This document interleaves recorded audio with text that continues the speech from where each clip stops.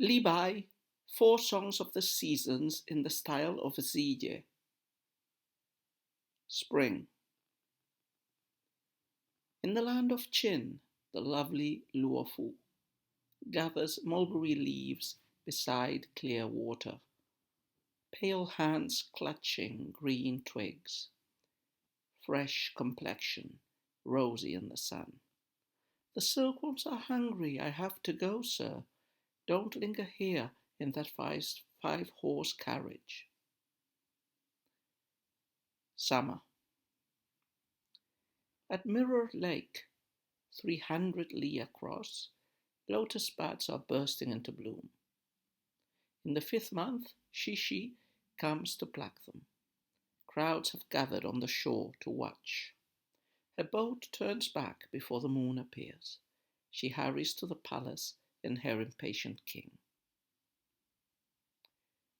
Autumn.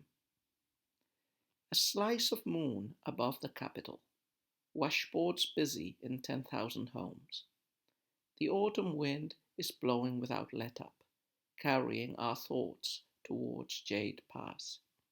When will the barbarians be defeated, and our good men come marching home again? Winter. The messenger leaves tomorrow at first light. All night she sews a heavy cotton robe. Her pale hands ply the ice-cold needle. How can she bear to hold the scissors? The task complete, she sends it on its journey. Will it ever reach him at the far frontier? So here we have 4 little songs. Each of them is just 2 couplets long, for a total of 3 couplets per song. And this is a piece by Li Bai imitating poetry of old. It's clear from the titles. 4 songs of the seasons in the style of Ziye. So before talking about the poem in any detail, we should explain what the Ziye songs are, so that we can understand what the references which are being made here are about.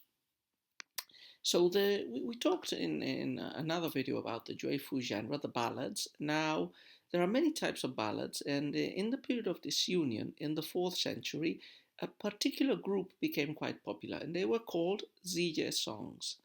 Now, these poems were attributed to a woman. Ziye means Lady Midnight, and it was believed that at least some of the poems of the Zuye songs collection were written by a lady called Zuye, who was a sing-song professional singer, an entertainer.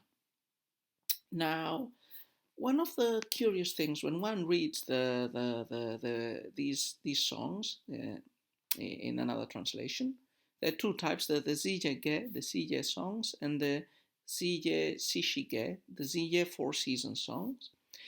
But as I was saying, one of the first things that surprises one when one reads these poems, even in the translation, is that they're written in a female persona, which is not so unusual.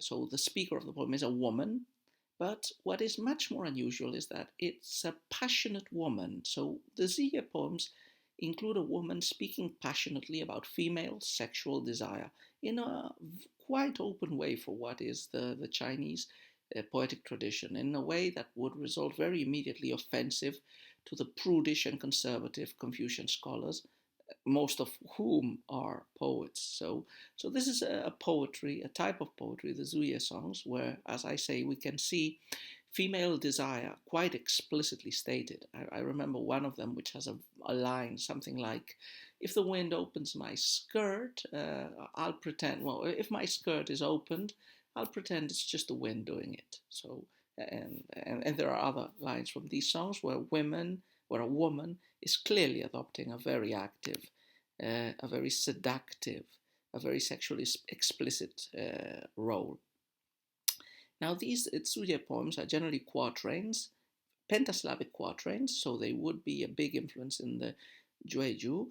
As I said, they were made in the original. They have lots of puns, and they come from the south area of China. So I imagine they would have dialect words from that area. And they're poems of passion. They represent very well, even though they are a colloquial or a semi-colloquial genre, they represent very well the poetry from South China in the period of disunion, which was later censured by the Confucian scholars for its lasciviousness and decadence, as opposed to the seriously Confucian moral poetry. So Confucian scholar officials would probably balk at making variations of these tunes. Li Bai, we remember, is the banished immortal. He is the Taoist sage. He's not a scholar, so he can very easily make variations of these poems. Now we've got four. We've got four poems here. I think there were 117 in total of these midnight songs. Some of them are, about half of them are arranged in four sections according to the seasons. So they include a strong seasonal element apart from the sensual desire element.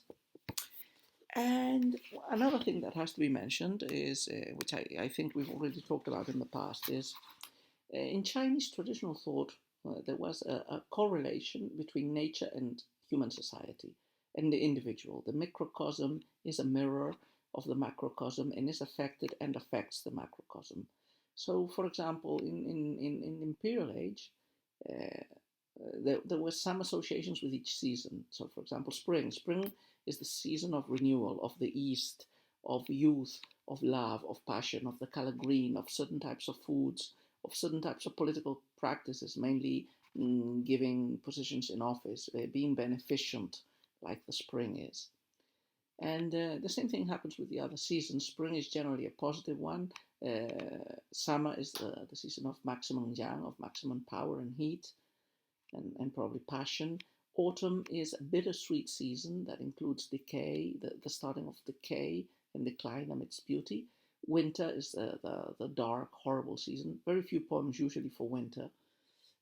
For example, executions in Imperial China were mostly scheduled for winter because it's the time of death and decay. So if you had a death sentence and weren't executed in winter, you had a good chance of having at least a 9 months reprieve. So these four poems, all of them are focused on female persona. Um, but I would say there is a difference in these poems between the first two, Spring and Summer, which more squarely align with the typical Zhuye poems, protagonist of a passionate, erotically desirable woman, in which we as readers are expected to be participants in the male gaze, enjoying this passionate female beauty, this femme fatale. And the last two, on the contrary, the ones about autumn and winter, are still focused on women, but not on attractive, erotically arousing women, but rather on the wives of soldiers who are serving abroad, connecting in this with the Songs of the Border, poems of Wang Changling, and with the last couplet of Li Bai's Moon over the Mountain Passes. Back in the high towers under this very moon, their wives have found no rest from endless sorrow. So let's go poem by poem. This is a poem composed of four songs, so we can consider it a poem in itself, and we can consider each of the songs as a stanza. Let's go one by one and commenting it and speaking about its topic. So the first one, Spring. In the land of Qin, the lovely Luofu gathers mulberry leaves beside clear water. So we start with a spring scene in Qin, that's the capital area region. A lovely lady called Luofu is gathering mulberry leaves, which is what typically women did. That was part of the household work, gathering leaves in early spring for the silkworms, for making silk at home. Pale hands clutching green twigs, fresh complexion rosy in the dawn. The voyeuristic urge of the poet focuses us on the beautiful body parts of this lady, on her pale hands, making a contrast with the intense green of the twigs, and in her fresh complexion under the sunlight. And then we get a quote from a joyful poem, from a ballad, that talks about Luofu. The silkworms are hungry. I have to go, sir. Don't linger here in that 5-horse carriage. So this poem is more than evocative of one of the Ziyeh poems. It's a summary, it's a short version in 6 lines of a longer poem, a very famous ballad from the Han period called Mulberry on the Bank. Now that ballad, which is much longer than this, is a poem in which a beautiful lady called Luofu goes out to gather mulberry leaves. She encounters an official, a prefect in a chariot, who tries to seduce her, who tries to woo her, and she adopts a rejective attitude, but a bit of a coquettish and flirty attitude. So she tells him, "Oh well, my husband is much more powerful and richer and more handsome than you." And part of that playful banter is the lines that are quoted here. Like she invents a pretext, like, "Oh, I have to feed the silkworms. Uh, my gracious lord, don't wait here with your carriage. Go along, go along." So the topic of this poem is a recreation in shortened form of a ballad, and it's the beautiful lady who goes out, and the beautiful lady who is not attainable. But we, as readers, as spectators, can enjoy the poem and get some vicarious pleasure from imagining this beautiful lady flirting with an official. So that tone does match, even though the poem is not inspired on one of the Zuyeh poems literally, it does share that tone of empowered, seductive, powerful woman as the protagonist and as the focus of the verse. Summer. At Mirror Lake, 300 li across, lotus buds are bursting into bloom. So summer is the season in which, in China, the lotuses bloom. So beautiful flowers, and because of the terrible heat, a lot of people go to the lakes to refresh themselves, and they would enjoy the sight and scent of the lotus flowers.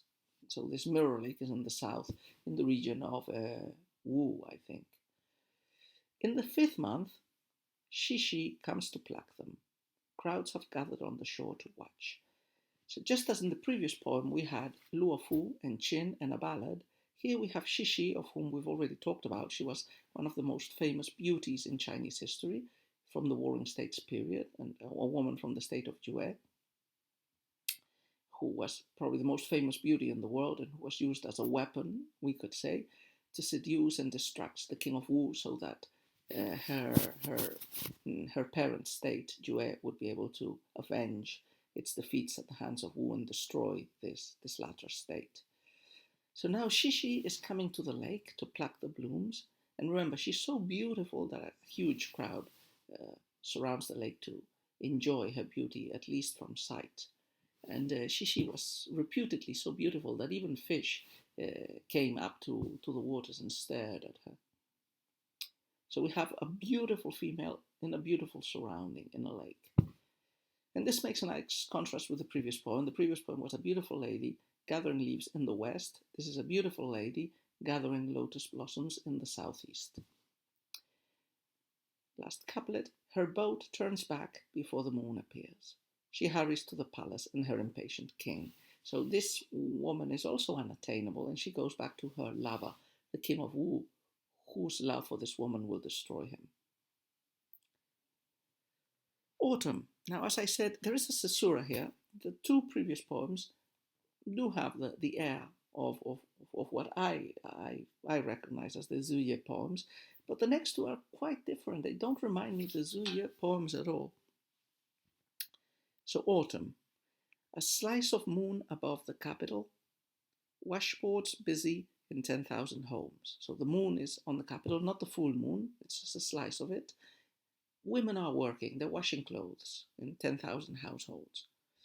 The autumn wind is blowing without let up, carrying out thoughts towards Jade Pass. It's autumn, there's a cold wind, and the thoughts and the desires and the imagination of the people, of the women who are awake washing clothes, their thoughts are carried towards the Jade Pass, towards the frontier.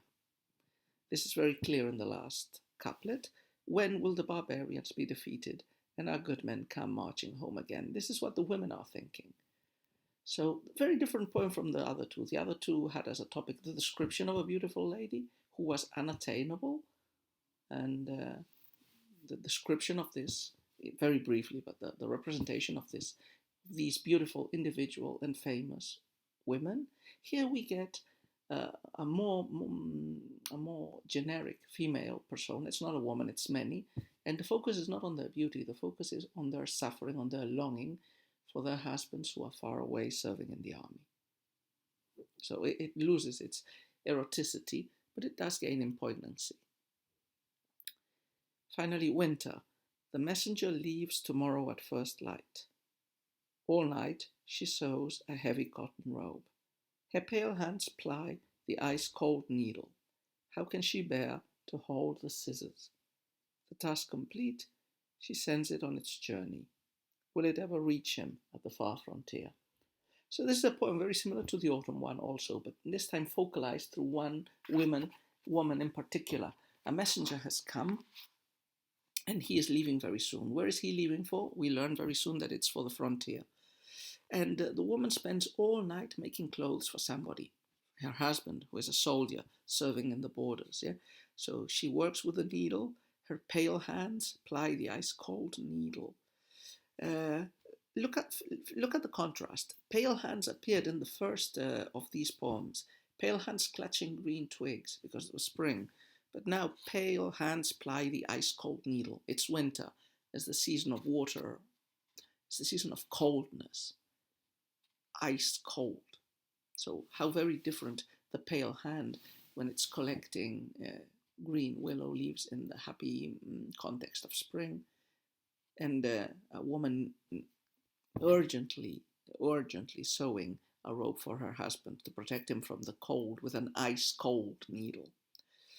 How can she bear to hold the scissors? When the task is finished, she sends it on its journey. And again, like in the autumn poem, not in that one, it was the last couplet, here it is the last line, we get the thoughts of the woman. Will it ever reach him at the far frontier? She doesn't know. He might have died. Her husband might have died in the frontier, or even if he hasn't died, the piece of clothing that is sent might get lost. So, very different. The theme of the autumn and winter poems is the desolation, the suffering of women who have to live far from their husbands, widows in life, a bit like the women in some of Rosalia de Castro's poems. Yeah, the widows of the living, because their husbands are far away, and to all events and purposes, they're like dead men. The two previous songs, on the contrary, are light and mildly erotic. I'm not sure how they connect, except for as a progression into darkness. But okay, each of them individually is pretty nice, and we get here Levi at his freest, playing with the old style poems, which is something that a lot of the poems in the sections on Gushi and Joyfu do. So they're poems recreating, reinterpreting, readapting, reformulating poems from the past. Probably those poems that suit the feelings and also the historical conscience of the writers in the Tang dynasty present.